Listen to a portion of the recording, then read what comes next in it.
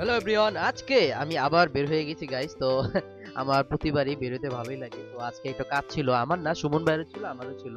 তো আমরা একটু গাড়িটা মডিফিকেশনের জন্য আমরা একটু পুরান ঢাকা যাই, বংশাল যাই, ওখানে গাড়ি মডিফিকেশন শুরু করে দিই গাইস।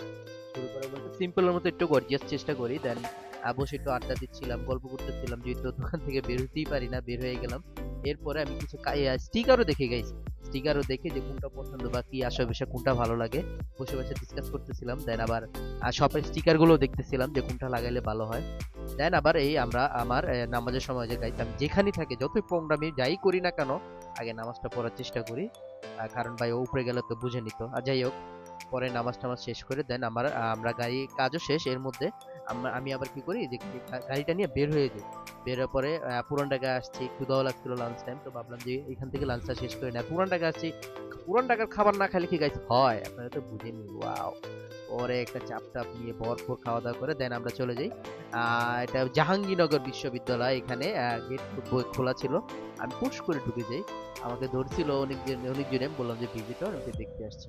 আমাদের এরকম কিছু বলে নাই, আমার কাছে কার্ড টার্ড সব কিছু ছিল। আমাদেরকে চেক ইন টেক ইন করে আমরা একটু ভিতরে ঘুরে, জায়গাটা বরাবরই গাইছে, আমার খুবই ভালো লাগে, খুবই ভালো লাগে। আমি আমি অনেকবার ঢুকবো ঢুকবো করে ঢুকা হয় না। দেন গাইছে আমি একটু আমার মার্কেটে চলে আসি, মার্কেটে গাড়িটা পার্কিং করে আমি কিছু মালামাল নিয়ে নিই আমার শপের জন্য। দেন গাইস রাস্তায় আমার হ্যাপিনেস দেখা। এই তো গাইস, সবাই ভালো থাকবেন, সুস্থ থাকবেন, আসসালামু আলাইকুম।